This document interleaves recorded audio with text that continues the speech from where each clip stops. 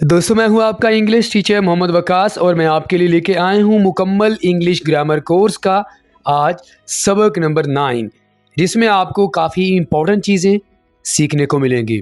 दोस्तों इस मुकम्मल इंग्लिश ग्रामर कोर्स की 8 क्लासेस हम आपके लिए ऑलरेडी अपने चैनल पे अपलोड कर चुके हैं।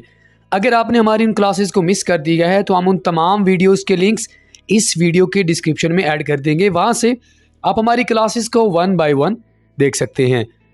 हमारे साथ यूं ही लगातार इंग्लिश सीखते रहने के लिए हमारे चैनल AW इंग्लिश को सब्सक्राइब करें और साथ में बेल आइकन को ज़रूर प्रेस कर दें ताकि आपको हमारे आने वाली हर वीडियो का नोटिफिकेशन फौरी रिसीव हो जाए। तो चलें दोस्तों, हमारे आज की सबक नंबर 9 का आगाज़ करते हैं। लेकिन दोस्तों उससे पहले मैं चाहूँगा कि मैं आपको ये बता दूँ कि हमने प्रीवियस क्लास यानी सबक नंबर 8 में आपको क्या सिखाया था।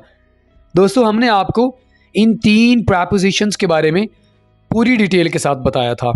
इन, ऑन, एट, इन तमाम प्रपोजिशंस के यानी इन तीनों प्रपोजिशंस के कितने इस्तेमालात हैं आपको एग्जाम्पल्स के ज़रिए बड़े अच्छे तरीके से आप प्रीवियस क्लास में सिखा दिया है। अच्छा दोस्तों, अगर आप हमारी इन क्लासेस को रेगुलरली नहीं देख रहे तो मैं चाहूँगा कि आप हमारी प्रीवियस 2 क्लासेस को ज़रूर देखिएगा, क्योंकि हमने आपको डिटेल के साथ यानी 1 बाय 1 आपको प्रपोजिशंस के बारे में सिखा रहे हैं कि प्रपोजिशंस क्या होती हैं, कितनी तरह की प्रपोजिशंस होती हैं। और प्रीवियस क्लास में हमने आपको इन, ऑन, एट जो कि काफ़ी ज़्यादा इस्तेमाल होती हैं, आपको इन प्रपोजिशंस के बारे में सिखाया था जी। तो दोस्तों हमारे आज का सबक है ऑल प्रपोजिशंस विद एग्जांपल्स। हमारे पास काफ़ी सारी प्रपोजिशंस हैं जिनको हम अपनी कन्वर्सेशन में, राइटिंग में काफ़ी ज़्यादा इस्तेमाल कर रहे होते हैं, लेकिन आज मैंने आपके लिए उनमें से कॉमन जो प्रपोजिशन है वो सिलेक्ट की हैं। दोस्तों अगर आप इन प्रपोजिशंस के बारे में काफ़ी ज़्यादा परेशान रहते हैं तो आपने ये वाला लेसन शुरू से लेके आखिर तक देखना है, क्योंकि आपको मैं तमाम प्रपोजिशंस 300% क्लियर करवाने जा रहा हूँ आज के इस 15 मिनट के लेसन में। तो दोस्तों जैसा कि आपको मैंने पहले बताया था, यानी हमारे जो क्लास नंबर 6 है सॉरी, उसमें बताया था कि हमारे पास प्रपोजिशंस 2 तरह की होती हैं।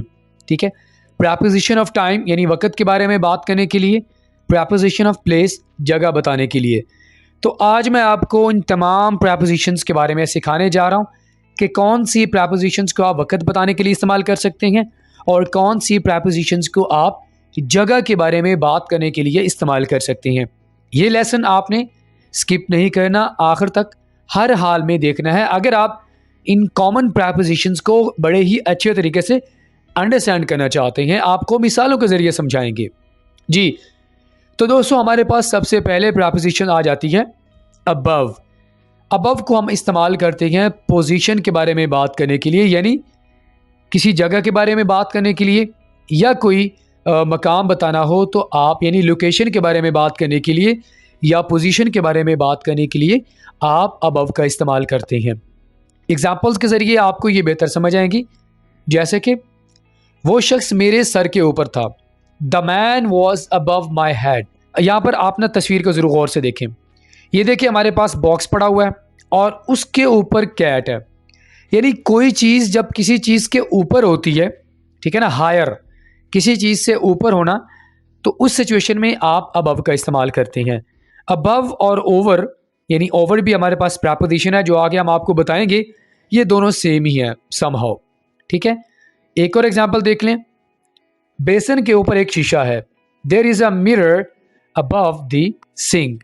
तो ये आप दोनों एग्जाम्पल्स देखें, अबव द हेड सर के ऊपर और सिंक के ऊपर। ठीक है, तो हायर देन एनीथिंग एल्स, यानी कोई चीज़ किसी चीज़ के ऊपर होना, तो उस सिचुएशन में आप अबव प्रपोजिशंस का इस्तेमाल करेंगे जी। तो आगे मूव करते हैं। अक्रॉस। अक्रॉस को हम इस्तेमाल करते हैं पोजीशन के बारे में बात करने के लिए, कोई जगह के बारे में बताने के लिए। आपको ऐसे समझ नहीं आएगी। फ़र्ज़ करें कि एक स्ट्रीट आपके पास है और उसी स्ट्रीट के अंदर काफ़ी सारी शॉप्स हैं, तो आप उन शॉप्स के बारे में बात करने के लिए आप क्या कहते हैं कि there are so many shops across the street, यानी एक ही लाइन में जो चीज़ पड़ी होती है उस लाइन के साथ जो चीज़ होगी उसके लिए हम अक्रॉस का वर्ड इस्तेमाल करते हैं। जैसे कि बिल्ली मेरे साथ लेट गई। द कैट ले अक्रॉस मी। बिल्ली, अब जगह बता रहे हैं आप कि बिल्ली कहाँ लेटी है, आपके साथ लेटी है। ये वाली एग्जाम्पल भी ज़रूर देखिएगा। वो सड़क के साथ चलता है। ही वॉक्स अक्रॉस द रोड। रोड के साथ जो जगह है इसे हम क्या कहते हैं, इसके लिए हम अक्रॉस का वर्ड इस्तेमाल करते हैं, क्योंकि अक्रॉस को हम जगह बताने के लिए इस्तेमाल करते हैं। आई होप कि आपको ये समझ आ गया होगा।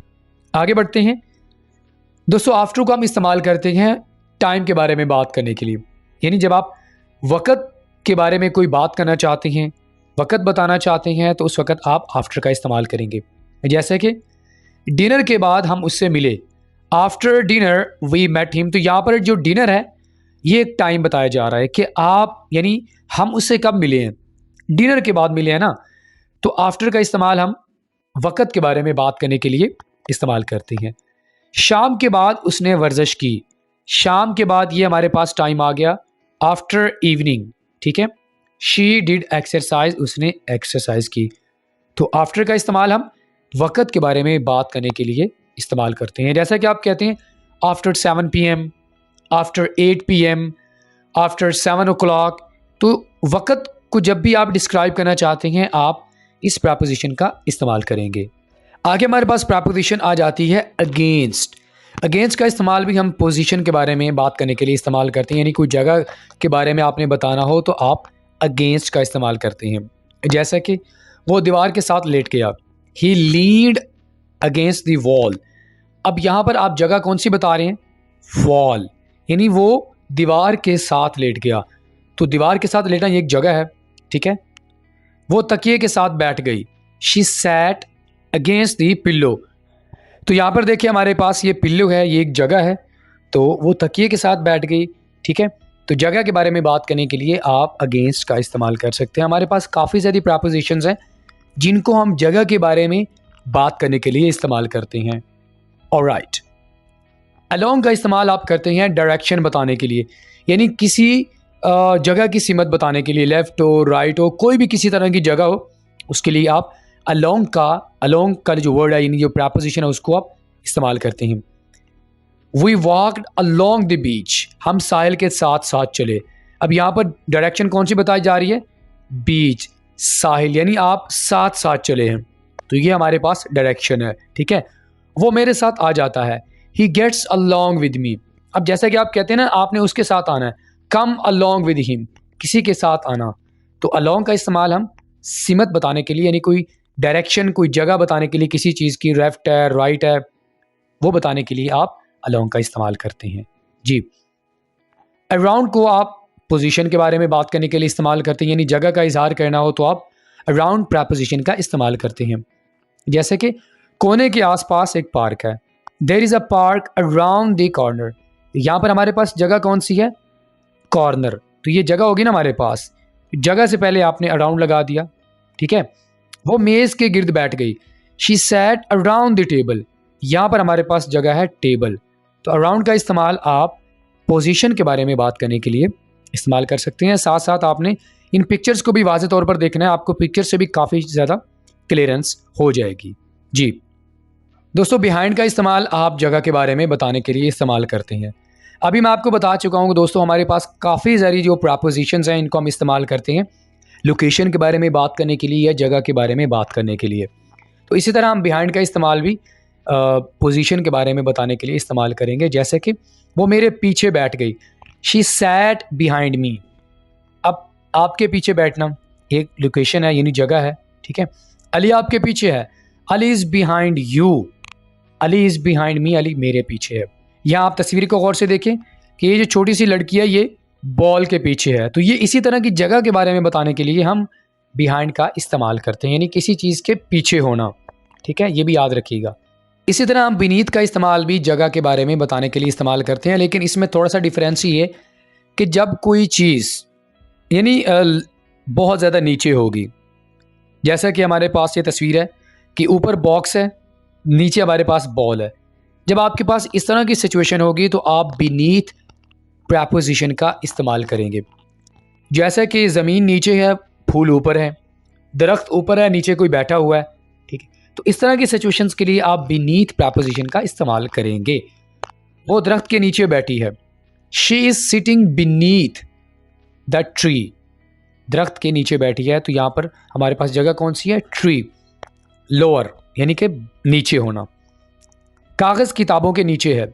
The paper is beneath the books. अब यहाँ पर हमारे पास जो चीज़ नीचे पड़ी है वो कागज़ है और ऊपर कौन सी है, किताबें हैं। इस तरह की जो सिचुएशंस होंगी इसके लिए हम जो प्रपोजिशन इस्तेमाल करते हैं वो है बीनीथ। ओके, आगे हमारे पास प्रपोजिशन है बिसाइड। बिसाइड का इस्तेमाल यानी इंग्लिश में इसे हम कहते हैं पोजीशन के बारे में बात करने के लिए। अगर हम उर्दू में देखें तो हमारे पास दो तरह के माने मिलते हैं, साथ में या सामने। ऐसे समझ नहीं आएगा, एग्जाम्पल देख लेते हैं। कुत्ता उसके साथ बैठ गया। The dog sat beside her. Beside का माना क्या होता है, यानी आपके साथ कोई आकर बैठ जाता है, उसके लिए आप बिसाइड का वर्ड इस्तेमाल करते हैं। कोई भी चीज़ आपके साथ पड़ी होगी उसके लिए आप बिसाइड का इस्तेमाल करते हैं, या कोई चीज़ आपके सामने होगी तब भी आप बिसाइड का इस्तेमाल करेंगे। जैसे कि Aasam is standing beside me. Aasam मेरे सामने खड़ा है। ये तस्वीर देखिएगा, कोई चीज़ किसी के साथ होना, तो यहाँ पर जो बॉल है वो बॉक्स के साथ पड़ी है। ठीक है, आई होप कि आपको समझ आ गया होगा। आगे हमारे पास प्रपोजिशन है फ्रॉम। फ्रॉम का इस्तेमाल आप डायरेक्शन यानी सिमत बताने के लिए इस्तेमाल करते हैं। जैसे कि आप कहते हैं कि वो लाहौर से आया है, वो मुल्तान से है, वो कराची से है, आप फ्रॉम प्रपोजिशन का उस वक़्त इस्तेमाल करेंगे। वो लाहौर से आता है, ही कम्स फ्रॉम लाहौर। तो सिमत कौन सी है, डायरेक्शन कौन सी है, लाहौर। ओके, वो मुल्तान से वापस आई, she came back from Multan. तो यहाँ पर डायरेक्शन कौन सी है, मुल्तान। इसी तरह की सीमत वगैरह बताने के लिए, डायरेक्शन बताने के लिए आप फ्रॉम प्रपोजिशन का इस्तेमाल करते हैं। दोस्तों, इनसाइड प्रपोजिशन को आप जगह के बारे में बताने के लिए इस्तेमाल करते हैं। मोस्टली जो हमारे पास प्रपोजिशंस हैं इनको हम जगह, मुख्तलिफ तरह की जो लोकेशंस होती हैं, जगह होती हैं, उनके बारे में बात करने के लिए, डिस्क्राइब करने के लिए उनको हम प्रपोजिशंस को इस्तेमाल करते हैं। तो इनसाइड का इस्तेमाल भी आप पोजीशन के बारे में यानी जगह के बारे में बात करने के लिए इस्तेमाल करेंगे। जैसे कि वो कमरे के अंदर है, she is inside the room. लेकिन यहाँ पर आपने ये चीज़ सीख लेनी है कि पोजीशन कौन सी है। ये यहाँ पर थोड़ा सा डिफरेंस आ जाता है। पोजीशन या तो बैक साइड होगी, सामने होगा, कोई लेफ़्ट साइड पे होगा, कोई अंदर होगा। अब यहाँ पर अगर हम इनसाइड को बेहतर समझना चाहते हैं तो आप इस पिक्चर को देखिए कि जो लड़की है वो बॉक्स के अंदर है, तो कोई चीज़ अंदर होगी यानी किसी चीज़ के अंदर होगी, उसके लिए हम इनसाइड का वर्ड इस्तेमाल करेंगे। जैसे कि कैट कमरे में है, या जो कुत्ता है वो बॉक्स के अंदर है, लड़की बॉक्स के अंदर है। तो इस तरह की सिचुएशंस के लिए हम इनसाइड प्रपोजिशन का इस्तेमाल करेंगे। ओके, वो ऑफिस में हैं, they are inside the office. Inside the office यानी ऑफिस के अंदर हैं, तो ये लोकेशन कौन सी हुई, अंदर। ठीक है, नेयर का इस्तेमाल भी आप पोजीशन के बारे में बताने के लिए इस्तेमाल करते हैं, लेकिन याद रखिएगा नेयर का माना होता है कोई चीज़ किसी चीज़ के करीब हो। ये याद रखिएगा, किसी चीज़ के करीब होना यानी फासला कम होता है ना, तो उसके लिए आप नेयर प्रपोजिशन का इस्तेमाल करते हैं। आपको मैंने बताया कि लोकेशन पोजीशन डिफरेंट तरह की होती हैं। वो मेरे करीब बैठती है, she seats near me, distance बहुत कम है। ठीक है, दुकान घर के पास है, the shop is near house, distance बहुत कम है। ये आप तस्वीर को देख लें, बॉक्स के साथ जो है बॉल पड़ी हुई है, तो डिस्टेंस कम होना, इस तरह की सिचुएशंस के बारे में बात करने के लिए आप नियर प्रपोजिशन का इस्तेमाल करेंगे। नेक्स्ट टू प्रपोजिशन को आप पोजीशन के बारे में बात करने के लिए इस्तेमाल करेंगे, लेकिन उर्दू में हमारे पास दो तरह के सेंटेंसेस होते हैं जिनको डिस्क्राइब करने के लिए आप नेक्स्ट टू का इस्तेमाल करते हैं, आगे या साथ। एग्जाम्पल देख लेते हैं, वो मेरे सामने बैठी है, she is sitting next to me, आगे। तो एक हमारे पास लोकेशन कौन सी आ गई, आगे आ गई। ठीक है, दुकान उसके घर के साथ है, the shop is next to his house. तो यहाँ पर हमने ये बता दिया कि जो दुकान है वो घर के साथ है, तो दो माने हमारे पास आ गए, आगे या साथ। तो इस दोनों मानों को डिस्क्राइब करने के लिए हमारे पास जो प्रपोजिशन है वो है नेक्स्ट टू। ओके, ये आपने देखा कि जो एप्पल है वो किताब के सामने पड़ा हुआ है, यानी बिल्कुल साथ पड़ा हुआ है। ओके, इनटू का इस्तेमाल भी हम डायरेक्शन के बारे में बात करने के लिए इस्तेमाल करते हैं। इनटू का माना होता है की तरफ, यानी अगर हम उर्दू में देखें तो इसका माना क्या होता है, की तरफ। तो की तरफ ऑब्वियसली हमारे पास सीमत बताने के लिए ही इस्तेमाल होगा। जैसे कि एग्जाम्पल्स में आप देख सकते हैं कि वो घर में चली आई, she walked into the house. तो वो किसकी तरफ आई है, घर की तरफ आई है। इनटू का माना क्या होता है? की तरफ। इसी तरह हमारे पास एक और प्रेपोजिशन है ऑन टू। इन दोनों प्रेपोजिशंस में कोई फर्क नहीं है, ठीक है।